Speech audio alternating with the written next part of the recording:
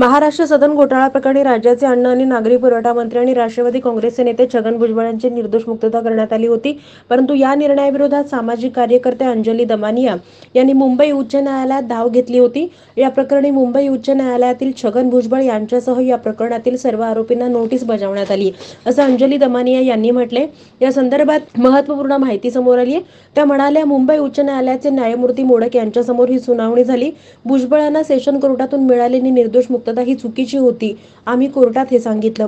कोर्टानं सर्व आरोपींना नोटीस पाठवण्याचे आदेश दिले. आम्ही कोर्टाला विनंती केली की या नोटिसा लाचलुचपत प्रतिबंधक विभागानं आरोपींना द्याव्यात. कोर्टानं आमची मागणी मान्य केली असून 29 एप्रिल 2024च्या आज छगन भुजबळांना एसीबी नोटीस पाठवणार आहे. दोषींना शिक्षा नक्कीच होणार, यात शंका नाही.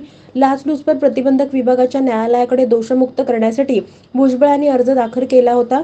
छगन भुजबळ यांच्यासोबत त्यांचा पुतण्या समीर भुजबळ यांनीही हा अर्ज दाखल केला होता.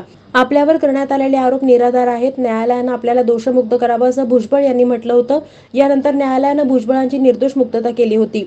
यानंतर अंजली दमानिया यांनी मुंबई उच्च न्यायालयात याचिका दाखल केली. नेमके भुजबळांवरचे आरोप काय आहेत पाहूयात. छगन भुजबळ हे सार्वजनिक बांधकाम मंत्री असतानाच्या काळात जारी करण्यात आलेल्या विविध कंत्राटातून भुजबळ कुटुंबियांच्या कंपन्यांना मोठ्या प्रमाणात रोख रक्कम लाचेच्या स्वरूपात मिळाल्याचा आरोप होता.